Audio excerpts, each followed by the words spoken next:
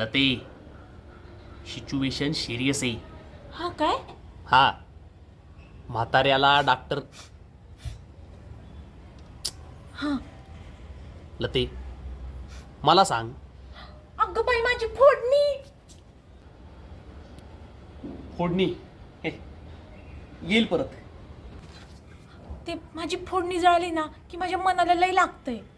अरे, एक दिवस फोडणी जळाल्याने काही होत नाही, काही होत नाही.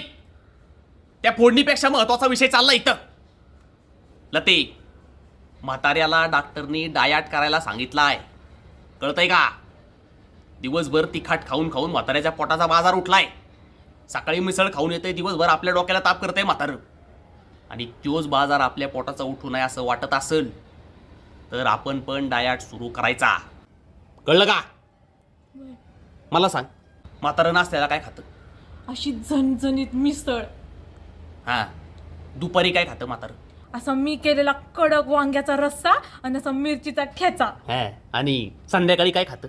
ते गावात जाते आहेत आणि एक नंबर भजी हाणतायत. मी काय म्हणते, आपल्यासाठी पण घेऊन येते काय 10 प्लेट? अरे तेच बदलायचंय म्हणून सांगतोय तुला, डायट बनवायला.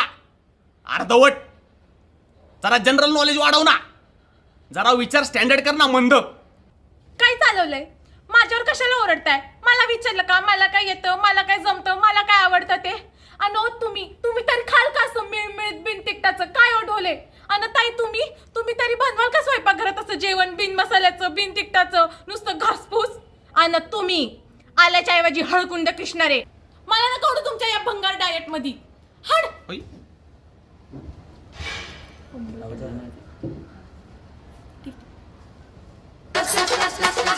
कचकच कांदा कापताना बोट सुरीतनं वाचवली, हाताला झटका लागला तरी मी कढई तापवली.